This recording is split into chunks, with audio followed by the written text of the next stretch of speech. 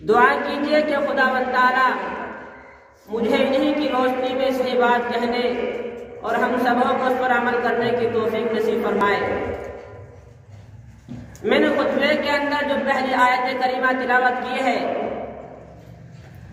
اس کے اندر اللہ تبارک و تعالیٰ نے ہماری اور آپ کی اور کائنات کے ہر انسان کی تمام پریشانیوں کا ایک واحد علاج بتلایا ہے۔ آج آپ اپنا جائزہ لیں، اپنے نفس کا محاسبہ کریں اور ہر طرف نظر دوڑائیں۔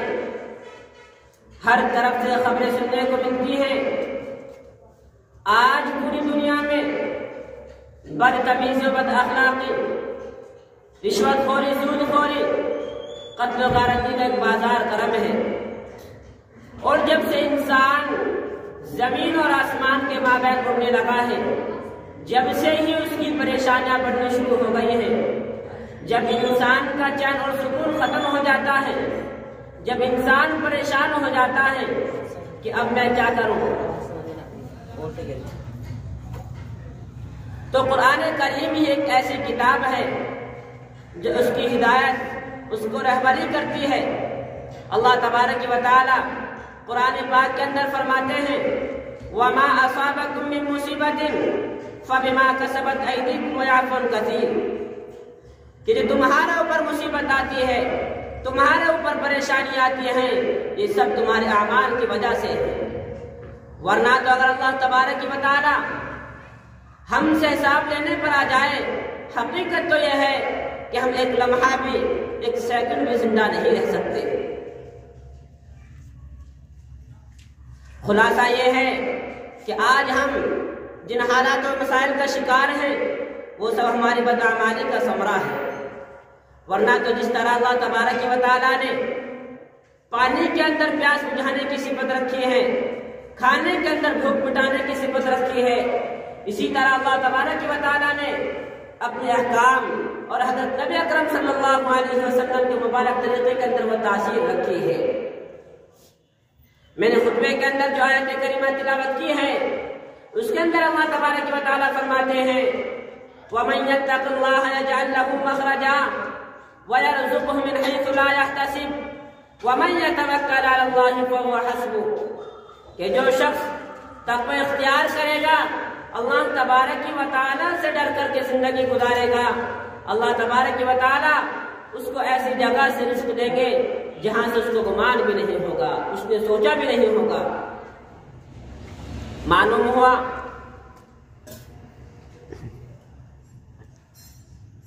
جو انسان کی سب سے بڑی الجھن ہے اور اس کی کمزوری ہے، اگر اس سے نجات پانا چاہتا ہے، اول اس کو چاہیے تقوی اختیار کرے اور دل سے اس بات کا یقین کرے کہ لا الہ الا اللہ محمد الرسول اللہ صلی اللہ علیہ وسلم اللہ تعالیٰ کے سچے رسول ہیں۔ یہ کلمہ اپنے اندر یہ تاثیر اور جاذبیت رکھتا ہے کہ اگر کوئی 70 سال کا کافر گناہوں کی دلدل میں پھنسا ہوا ہو، اگر کوئی ایک مرتبہ اس کو سچے دل سے پڑھ لے، گویا کہ وہ ایسا ہو جاتا ہے کہ جیسا کہ اس کی ماں نے اس کو ابھی جنا ہو، یعنی اپنی ماں کے پیٹ سے بھی پیدا ہوا ہو۔ پہلے وہ اللہ کا دشمن تھا، لیکن اس کلمے کو پڑھنے کے بعد میں وہ اللہ کا دوست ہو جاتا ہے۔ آپ بخوبی جانتے ہیں کہ آگ ایک بری شے ہے، بری چیز ہے۔ اگر کوئی 100 سال کا پجاری بھی اس کے اندر ہاتھ ڈال دے تو اس کو برابر جلائے گی، یا وہ اس بات کا خیال کرے گی کہ میرا پجاری ہے، 100 سال سے میری پوجا کرتا ہے، نہیں بلکہ وہ اس کو جلا کر کے راکھ کر دے گی۔ لیکن اگر کلمہ کو کوئی سچے دل سے ایک مرتبہ لا الہ الا اللہ محمد الرسول اللہ صلی اللہ علیہ وسلم پڑھ لے، اگر اس نے کچھ بھی عمل نہیں کیا، کچھ بھی عمل نہیں کیا، اللہ تبارک و تعالیٰ اس کو ضرور بھی ضرور اس کی سزا بھگتنے کے بعد میں جنت کے اندر داخل کر دیں گے۔ حضرت حسن بصری رحمت اللہ علیہ کے ساتھ میں ایک مرتبہ ایک واقعہ پیش آیا۔ حضرت والا کو خبر ملی کہ آپ کا پڑوسی شمعون نامی شخص مرض الوفات کے اندر مبتلا ہے۔ حضرت حسن بصری رحمت اللہ علیہ اس کے پاس پہنچے، جا کر کے دیکھتے کیا ہے کہ اس کا چہرہ آگ کی وجہ سے سیاہ پڑ چکا تھا۔ حضرت حسن بصری رحمت اللہ علیہ نے اس سے کہا کہ شمعون تو 70 سال سے آگ کی پوجا کرتا ہے، اب تیرا آخری وقت ہے، اب تو ایمان کے اندر داخل ہو جا۔ تو شمعون نامی شخص حضرت حسن بصری رحمت اللہ علیہ سے کہتا ہے کہ مجھے ایمان لانے سے 3 چیزیں مانے بنے ہوئی ہیں، 3 چیزیں مجھے ایمان لانے سے روکتی ہیں۔ حضرت حسن بصری رحمت اللہ علیہ نے اس سے کہا کہ وہ 3 چیزیں کیا ہیں؟ وہ بتلانے لگا کہ پہلی چیز یہ ہے کہ جب تمہارے عقیدے کے مطابق دنیا کوئی چیز نہیں ہے، پھر بھی تم دنیا کے پیچھے پڑے رہتے ہو، یہاں تک کہ جھوٹ اور چوری سے بھی پرہیز نہیں کرتے۔ دوسری چیز شمعون نامی شخص نے بتائی کہ موت یقینی ہے، موت ضرور بھی ضرور آئے گی، لیکن تم اس کی تیاری نہیں کرتے۔ تیسری چیز شمعون نامی شخص نے حضرت حسن بصری رحمت اللہ علیہ کو بتلائی وہ یہ ہے کہ جب تمہارے عقیدے کے مطابق جلوہ خداوندی کو تم عمدہ شے تصور کرتے ہو، پھر بھی تم خدا کی منشا کے خلاف کام کیوں کرتے ہو؟ تو حضرت حسن بصری رحمت اللہ علیہ نے کہا یہ تو انسان کے افعال و کردار ہیں، اس سے مذہب اسلام کی سچائی کو نہیں جھٹلایا جا سکتا، مگر مومن کچھ بھی ہو کم از کم ایک مرتبہ سچے دل سے لا الہ الا اللہ محمد رسول اللہ صلی اللہ علیہ وسلم پڑھ لے تو کامیاب ہو جائے گا۔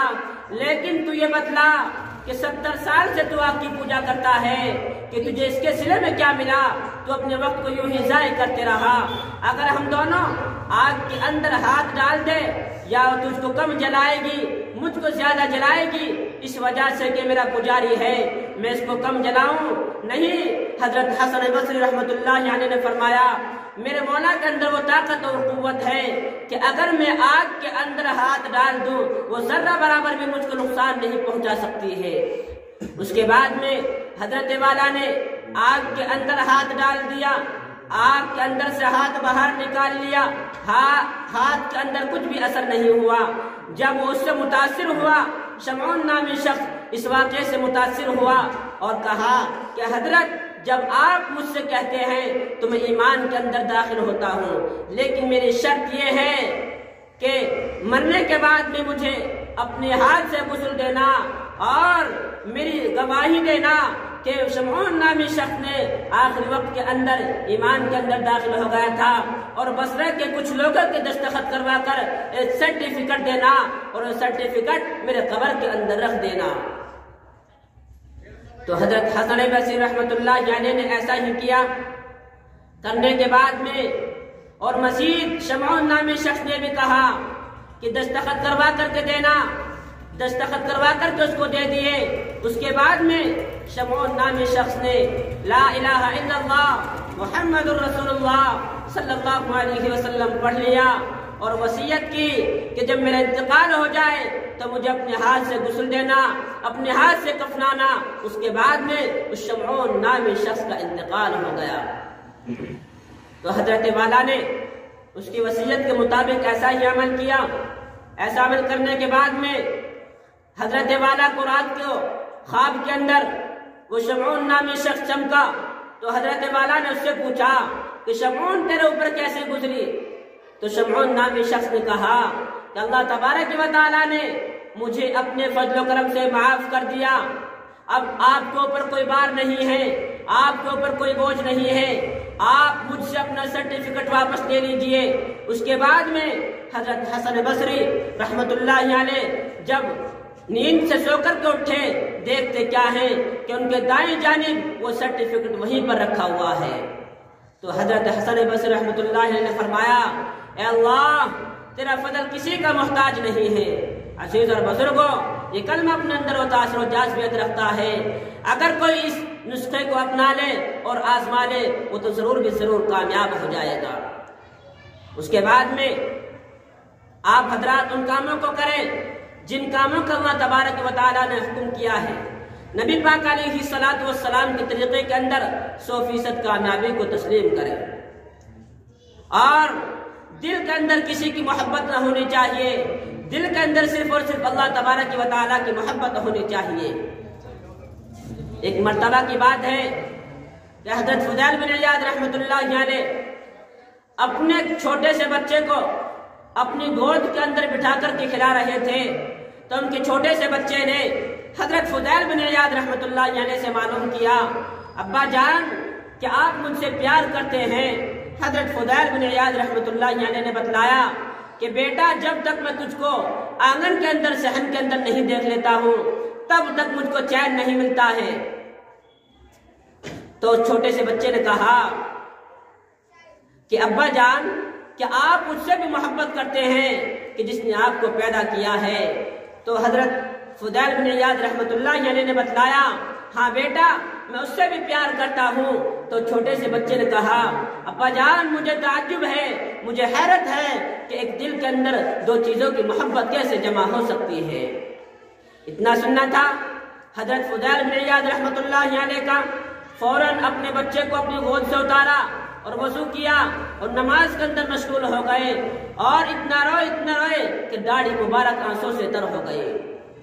عزیز اور بزرگوں، دل کے اندر صرف اور صرف اللہ کی محبت ہونی چاہیے، کسی کی محبت نہیں ہونی چاہیے، اس لیے کہ ہمیں اللہ تبارک و تعالیٰ سے ڈر کر کے زندگی گزارنی چاہیے۔ حضرت عمر رضی اللہ تعالیٰ عنہ ایک مرتبہ راستے سے جا رہے تھے، اچانک شدت کی پیاس لگی، پیاس لگنے کے بعد میں حضرت عمر رضی اللہ تعالیٰ عنہ نے ایک چرواہے کو دیکھا کہ وہ بکری چرا رہا ہے، تو حضرت عمر رضی اللہ تعالیٰ عنہ اس کے پاس پہنچ گئے، جا کر کے کہا کہ ہمیں تھوڑا سا دودھ دے دیجئے اس لیے کہ مجھے شدت کی پیاس لگی ہے۔ تو چرواہے نے کہا کہ میں اس کام کو نہیں کر سکتا اس لیے کہ میں بکریوں کا مالک نہیں ہوں۔ تو جب حضرت عمر رضی اللہ تعالیٰ عنہ نے اس کے اس معاملے کو دیکھا تو مزید اس سے کہا کہ ارے بھائی ایک بکری ہمیں بیچ دیجئے تاکہ آپ کی جیب کے اندر اچھا خاصا پیسہ چلا جائے گا، ہمارا کام بھی چل جائے گا، بھوک بھی لگی ہے پیٹ بھی بھر جائے گا، پیاس بھی لگی ہے پیاس بھی بجھ جائے گی۔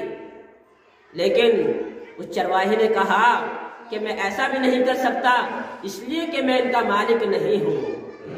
تو حضرت عمر رضی اللہ تعالیٰ عنہ نے کہا ارے بھائی ان کا مالک تجھے دیکھ تھوڑی رہا ہے۔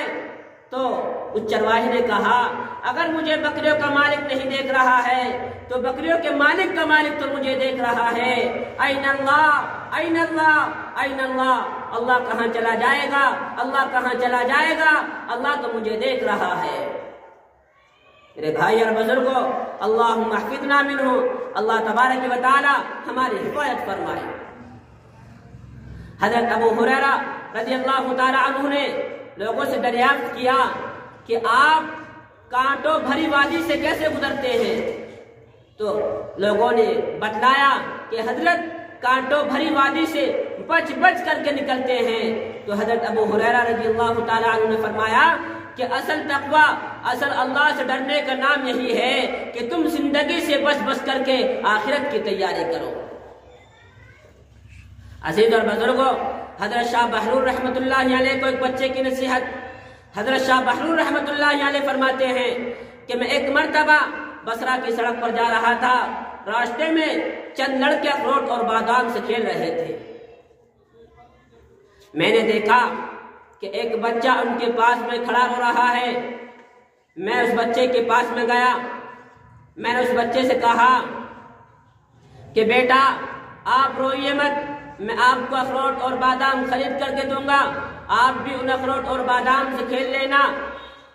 تو چھوٹے سے بچے نے حضرت شاہ بہلول رحمۃ اللہ علیہ کو فرمایا کہ ارے بے وقوف، کیا ہم کھیلنے اور کودنے کے لیے پیدا ہوئے ہیں؟ تو حضرت شاہ بہلول رحمۃ اللہ علیہ نے فرمایا کس کام کے لیے پیدا ہوئے ہیں؟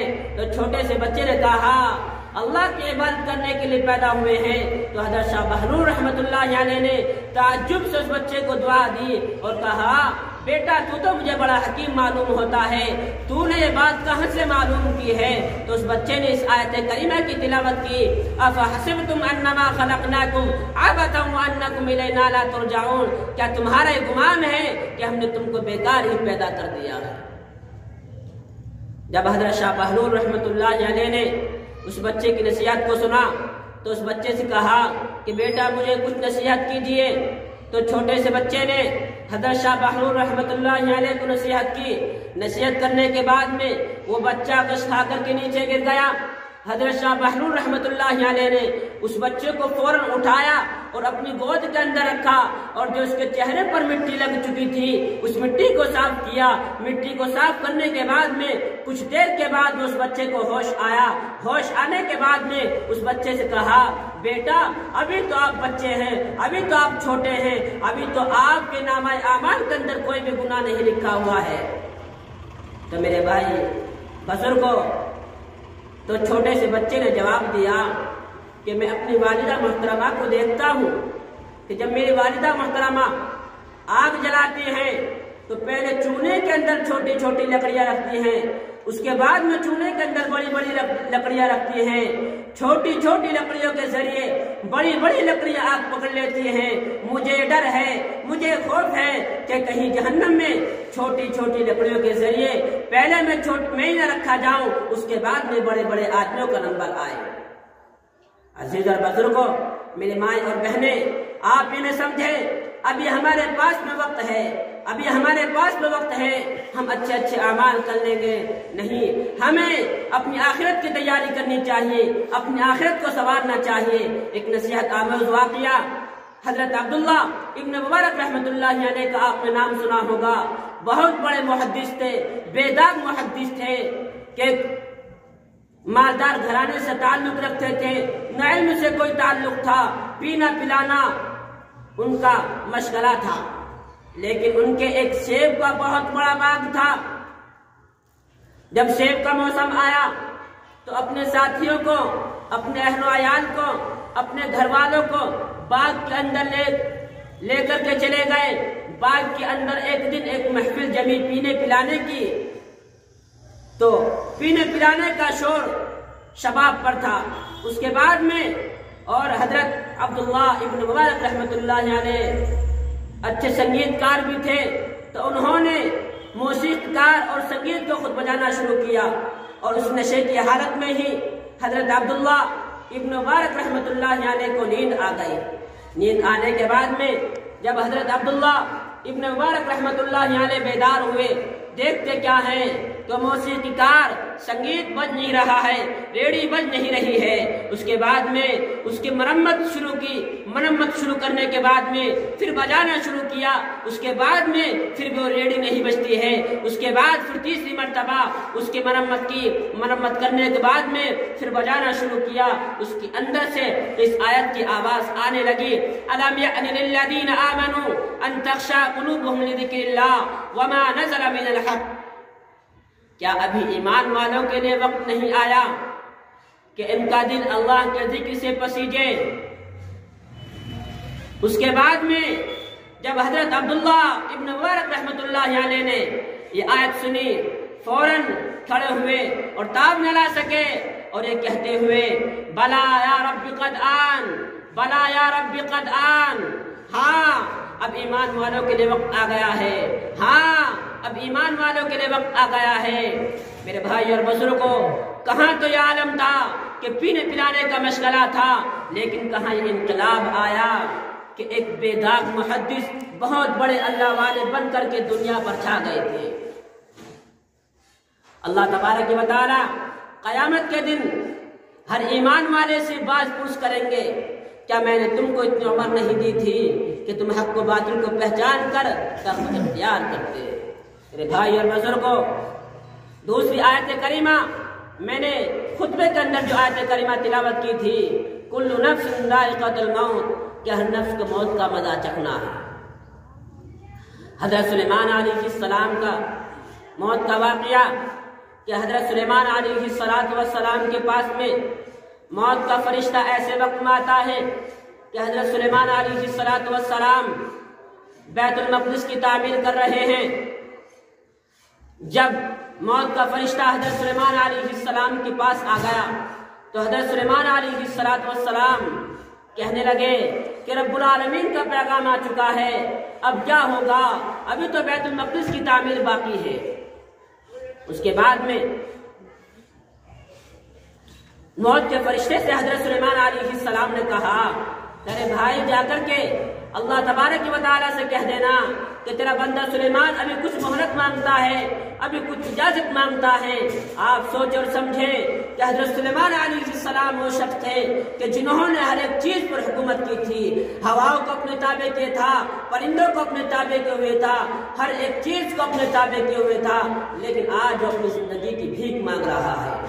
अल्लाह तबारक व तआला ने फरमाया, सुलेमान तुम बैतुल मक़दिस का बहाना क्यों बनाते हो? बैतुल मक़दिस की तामीर कराना तो हमारा एक काम है। इज़ा जाअ अजलुहुम ला यस्तअखिरून साअतन व ला यस्तक़दिमून, कि जिसका जो वक्त मुतय्यना है, जिस वक्त इंसान को जो मौत आनी है उस वक्त इंसान को मौत आएगी। लेकिन आज अल्लाह तबारक व तआला कुरान पाक के अंदर फरमाते हैं, ऐनमा तकूनू युदरिकुमुल मौत वलौ कुंतुम फी बुरूजिन मुशय्यदा, कि तुम जहां भी हो मौत तुमको आकर के पकड़ लेगी, अगरचे तुम मजबूत किलों में हो। रात दिन का हमारा तजर्बा है कि इस दुनिया के अंदर जो भी आया है सब इस दुनिया के अंदर से गए हैं। आप अलैहिस्सलातु वस्सलाम ने फरमाया, ऐ इंसान जब तू सुबह कर ले तो शाम का इंतजार मत कर, और जब तू शाम का इंतजार कर ले तो सुबह का इंतजार मत कर, और अपने आप को मुर्दों में शुमार कर। मेरे भाई और बुजुर्गों, एक रोज भी मरियम अलैहिस्सलाम पहाड़ पर थी, रोजा रखे हुए थी। अचानक आदमी की शक्ल के अंदर एक फरिश्ता आया और आकर के कहा, ए बीबी मरियम, दिनों को रोजा रखने वाली, रातों को जागने वाली, सलाम हो आप पर। हजरत मरियम अलैहिस्सलाम ने फरमाया, आप कौन हो? हजरत मौत के फरिश्ते ने कहा कि मैं मौत का फरिश्ता हूँ, मैं बच्चों को यतीम करने वाला हूँ, माँ को बेवा, औरतों को बेवा करने वाला हूँ। उसके बाद में कहा कि अब मैं आपकी रूह कब्ज़ करने के लिए आया हूँ।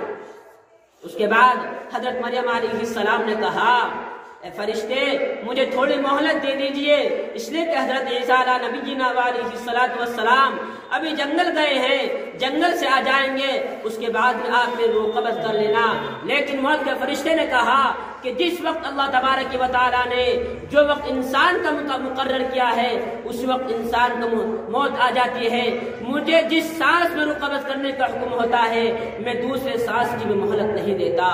उसके बाद में बीबी मरियम अलैहिस्सलाम की रूह कब्ज़ कर ली गई। बाद में हजरत ईसा नबीना अलैहिस्सलातु वस्सलाम जब जंगल से वापस आए, देखते क्या हैं, उनकी वालिदा मुहतरमा अब इस दुनिया के अंदर नहीं रही। अल्लाह तबारक व तआला से दुआ की, ए अल्लाह, जिस वक्त मेरी वालिदा का इंतकाल हुआ था उस वक्त मैं यहाँ मौजूद नहीं था। ए अल्लाह, आप मेरी वालिदा को जिंदा फरमा दे ताकि मैं अपने वालिदा से कुछ गुफ्तगू कर लूँ, कुछ बातें कर लूँ। अल्लाह तबारक व तआला ने हजरत ईसा नबीना अलैहिस्सलातु वस्सलाम की दुआ को कबूल कर लिया। उसके बाद हजरत ईसा नबीना अलैहिस्सलातु वस्सलाम ने अपनी वालिदा से फरमाया, ए वालिदा मोहतरमा, आपने मौत के जायके को कैसा पाया? तो हजरत मरियम अलैहिस्सलाम ने फरमाया, ए बेटा, आप मुझसे मौत के मुताल्लिक मत पूछिए, इसलिए कि जब से मेरा इंतकाल हुआ है कयामत तक मेरे हलक से इसका कड़वापन, उसकी तलखी नहीं जाएगी। एक बुजुर्ग ने अल्लाह तबारक व तआला से दुआ की, ए अल्लाह, मैं मौत के मुताल्लिक कुछ पूछना चाहता हूँ, कुछ अर्ज करना चाहता हूँ। अल्लाह तबारक व तआला ने उसकी दुआ को कबूल फरमा लिया और कहा कि जाओ फला कब्रिस्तान के अंदर चले जाइए। वो बुजुर्ग फला कब्रिस्तान के अंदर चले जाते हैं, जाकर के देखते क्या है कि कब्र के अंदर से एक मुर्दा जिंदा होकर के आता है और उस बुजुर्ग से फरमाते हैं कि पूछे क्या पूछना चाहते हो। उन बुजुर्ग ने फरमाया कि मैं आपसे मौत के जायके के मुताल्लिक पूछना चाहता हूँ। जो मुर्दा कब्र के अंदर से जिंदा होकर के आया था उस मुर्दे ने कहा कि मेरे इंतकाल को 1000 साल से जायद हो गए हैं, लेकिन अभी मेरे हलक से उसका कड़वापन खत्म नहीं हुआ। आप सोचे और समझे कि जिस मौत का आलम हो, जिस मौत की सख्ती का आलम हो, तो वो कितनी सख्त روح قبض کرتی ہوگی۔ حدیث شریف کے اندر آتا ہے جب انسان کی روح قبض کر لی جاتی ہے، انسان کو اس وقت اتنی شدت کے ساتھ پیاس لگتی ہے کہ اگر اس کو دنیا کے سمندروں کا تمام پانی پلا دیا جائے تو اس کی پیاس ختم نہیں ہوتی۔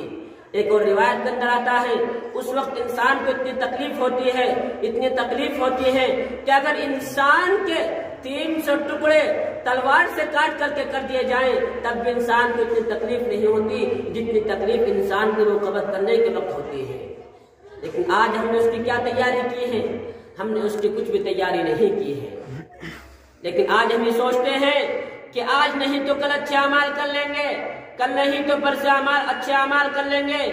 اے انسان، آج تک نہ تیری کل ہوئی ہے نہ تیری کل ہوگی۔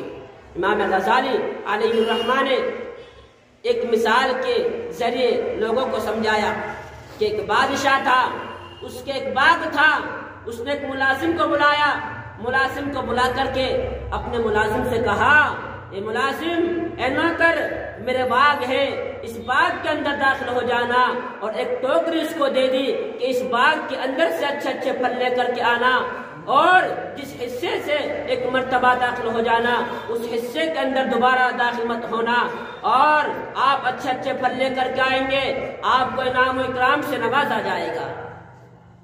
وہ ملازم، وہ نوکر، وہ خادم اپنے آقا کی بات کو مانتے ہوئے باغ کے اندر داخل ہو جاتا ہے، باغ کے پہلے حصے کے اندر داخل ہوتا ہے، جا کر کے دیکھتا ہے کہ باغ کے اندر اچھے اچھے پھل ہیں، توڑنا چاہتا ہے لیکن یہ سوچتا ہے کہ اگلے حصے کے اندر جا کر کے توڑ لوں گا، اگلے حصے کے اندر اچھے پھل ہوں گے۔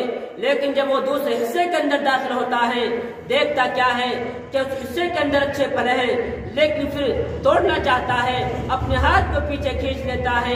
پھر وہ تیسرے حصے کے اندر داخل ہوتا ہے، توڑنا چاہتا ہے لیکن نہیں توڑتا۔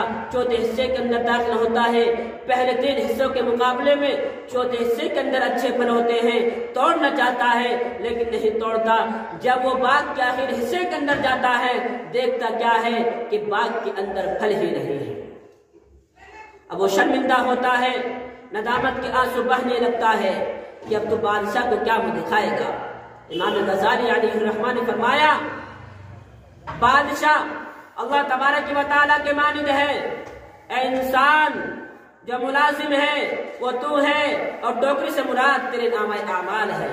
ہر دن تو یہ سوچتا ہے کہ آج نہیں تو کل اچھے اعمال کر لوں گا، کل نہیں تو پرسوں اچھے اعمال کر لوں گا، پرسوں نہیں تو کل ترسوں اچھے اعمال کر لوں گا، لیکن تیری کل نہیں ہوتی۔ میرے بھائی اور بزرگوں، میری مائیں اور بہنیں، آخرت کی تیاری کریں۔ کسی سے ملک الموت نے پوچھا، اے موت کے فرشتے، آپ چھوٹی سی چھوٹی عدالت بھی مجرم کو سزا سنانے سے پہلے مطلع کر دیتی ہے، بتلا دیتی ہے، لیکن آپ تو اچانک آ جاتے ہیں۔